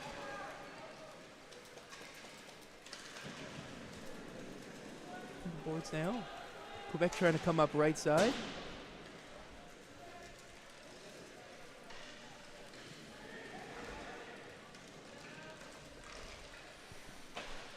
Two of the Quebec players driving that lane, looking for that cross-ice pass, and neither one could get a stick on it. Alberta will get it out of the zone. Bullchild crawling across the ice on his belly. What a great effort there. They've got the desire and the drive. Quebec is looking to get into the zone. Good poke check by Rightful there, pushing away from the net.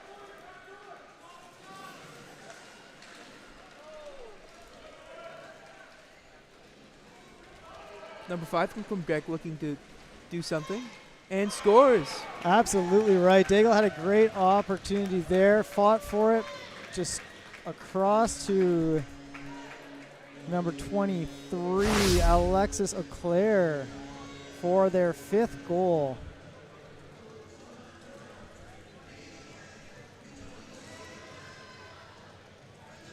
And we can see again I think this is the previous one. That's the earlier goal. Yeah. And as I said previously, that defense, all three of them collapsed, and they're facing away from the net. We saw that on that last one with the defender coming down. I think it was a Bullchild, and I mentioned that he grabbed the front of the sled. So unlike stand-up hockey where they can skate backwards, the defenders here have to be facing the direction that they're skating. And it makes it really challenging to defend when someone is breaking into the zone. You really have to get a proper position on the sled, and the offensive player can use you as a screen. We're going to have penalties coming here. We're going to see what this is all about.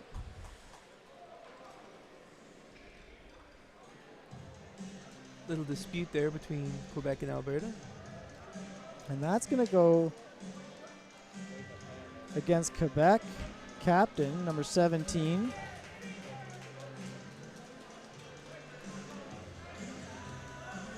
Desnoyers. And we'll see, I think that was, I'm not even sure what the penalty was for, whether it was interference or T or... And Alberta's going to take a time out here. See if they can't get something going for this penalty. Great opportunity to take that time out. We will revisit this in a minute here. Be right back.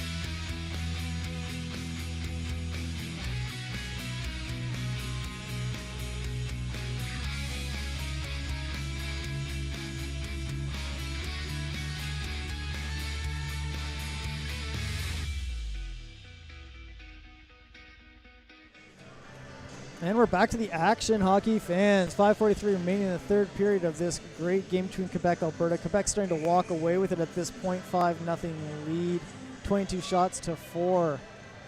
Alberta has an opportunity here to get something up on the board.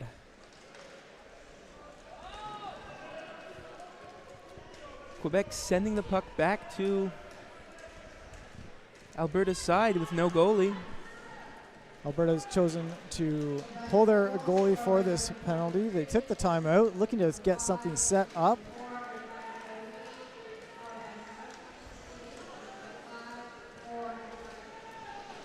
Alberta's not been able to get a goal apart from the game against Saskatchewan. They've took a hard loss against BC, and they're really looking to get something on the scoreboard. Of course, goals for and against will come into play at some point in the tournament, potentially. It looks like that one just came on the back of the net. It'll be blown down. 1:16 left in this penalty, 4:59 in the game. And we are already behind our schedule.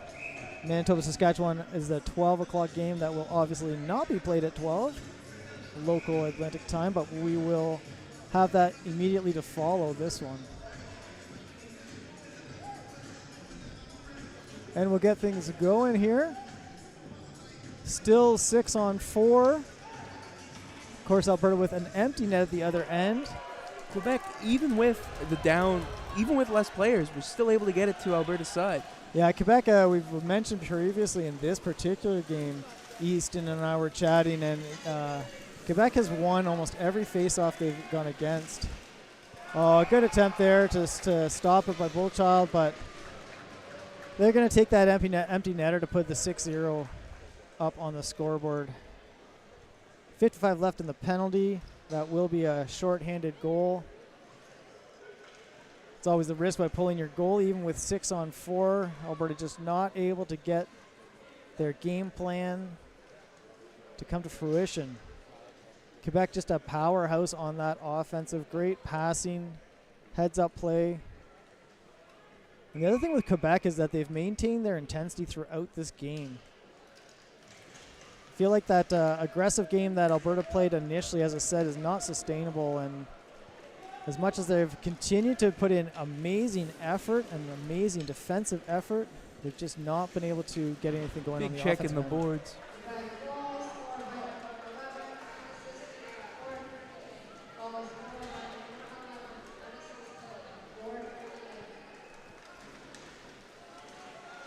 Out front opportunity there. Great crash in the net, sorry. No necks involved, thankfully. Spong there doing a great job. Been impressed with how aggressive Spong's played physically.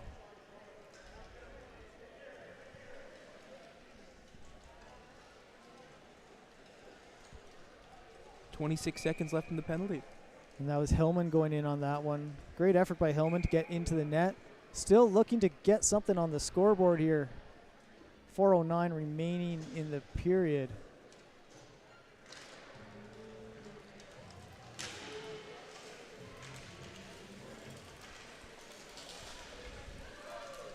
Team Quebec pushing it again to Alberta's side.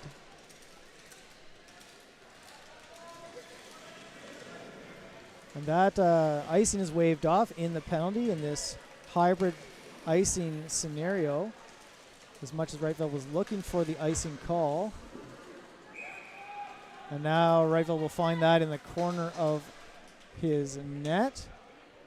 Thankfully on the good side of the line, and we'll keep that out of the net. And now that the penalty's over, we'll have a face-off in Alberta's territory.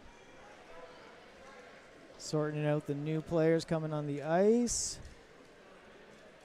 A few on, a few off. We'll get 5-on-5, and we'll get underway. 23-4 the shots.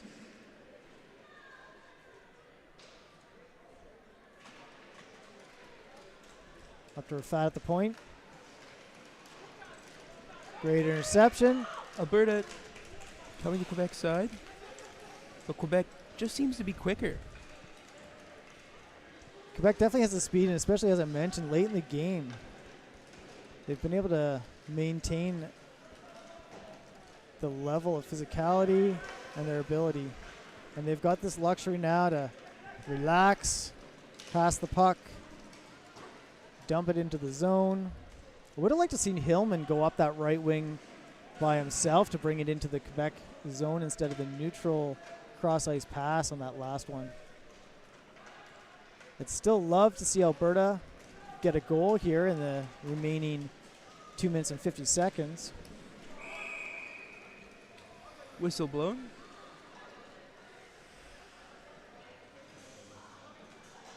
And lineman's going to have a word with a few of the players there. Couldn't see exactly what was going on. Nothing too egregious there. No penalty. Oh, we are going to get a T penalty out of that. It was out of our sight, so I'm not sure who's serving that penalty. We'll wait till that cut pops up on the board. And that's going to be against Alberta number 12. Wesley Adamkowitz out of Slave Lake, Alberta.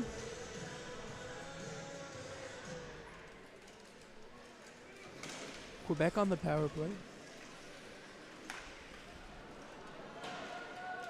Yeah, and with just over 2 minutes left in this game and Quebec on the power play, we've got a bit of a foregone conclusion, but I still want to see Alberta put one up. I'd love to see a shorthanded goal. Right, though, we'll cover that one, and then we'll reset here.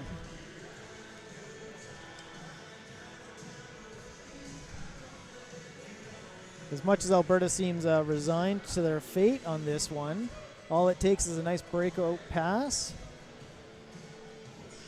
Number 17 from Quebec taking this face-off.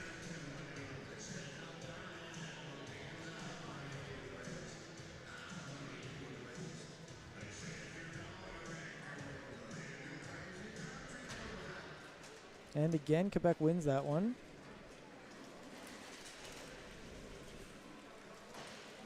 Cross-ice saucer pass there.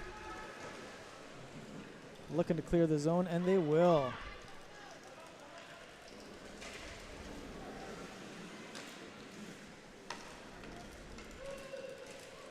And with the score the way it is, it does look like we're going to play some fairly clean, disciplined hockey to end this game.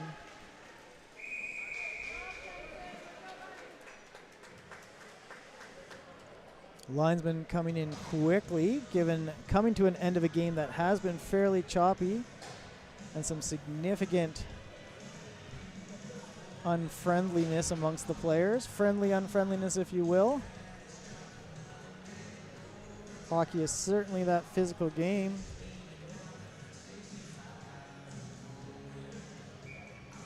Number 3 from Quebec taking this face-off.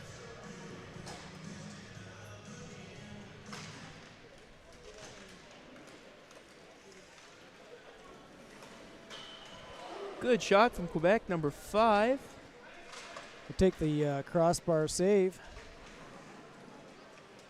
And we're going to cover that one up. 51 seconds remaining in this 4-on-5 hockey, 139 in the game.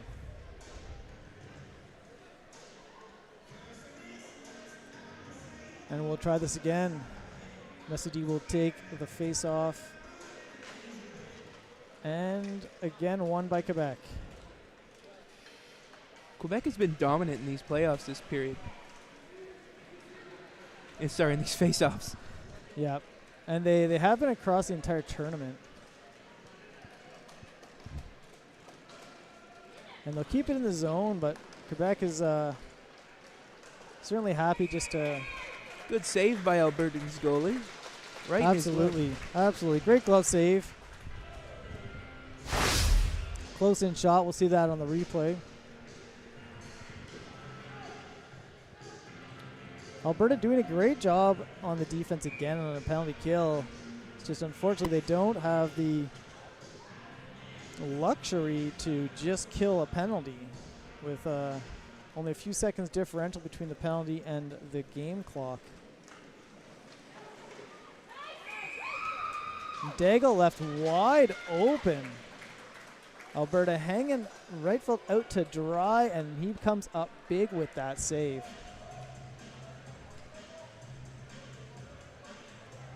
Daigle in a sportsman-like fashion would take a nice, good, solid shot, but isn't going to push the issue and crash into the net. At this point, Quebec doesn't want to risk injuring any of their players in altercations. Got a lot of tournament left to go. Under 10 seconds in the penalty. And the last minute of play. Oh, big hit into the boards there.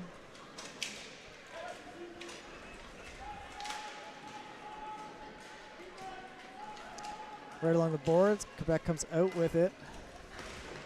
Ooh.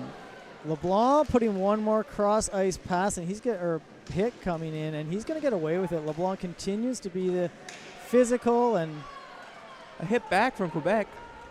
Yeah, Tribal Houle all game saying you're not going to get away with that.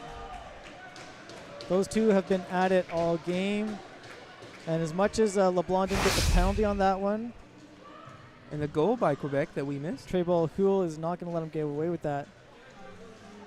And Quebec comes out with a goal, 7-0. And some chit-chat. Linesman doing a great job keeping them apart.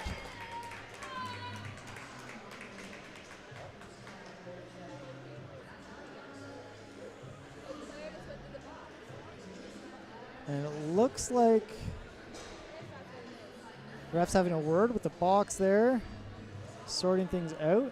I'm not sure if they're is a penalty on the play with 26.4 seconds remaining in the game. Ref looking to get this one going. Quebec. And we are getting a timeout. Quebec's going to take a timeout. 26.4 seconds. Late timeout by Quebec there. 25-4. The shot differential in favor of Quebec. We'll come back in a minute.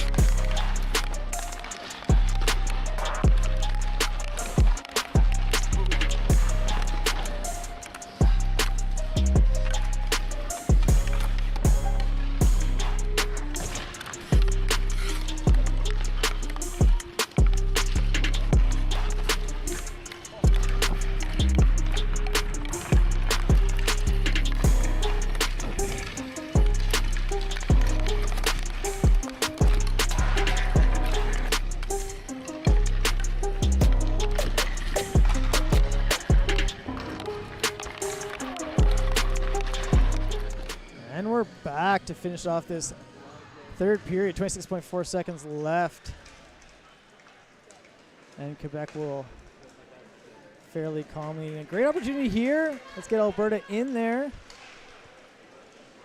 Hillman, solo effort there to get it in the zone. Nobody with him. Quebec just looking to maintain the puck for 5 more seconds, it seems.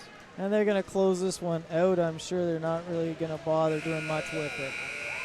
And that will bring us to an end of our second game, Alberta versus Quebec. We will see you for the next one, Manitoba versus Saskatchewan, scheduled as our 12 o'clock game. 12:18 already. We will a little bit behind schedule, and we will have that one immediately to follow. Great game there. Alberta showed great early defense.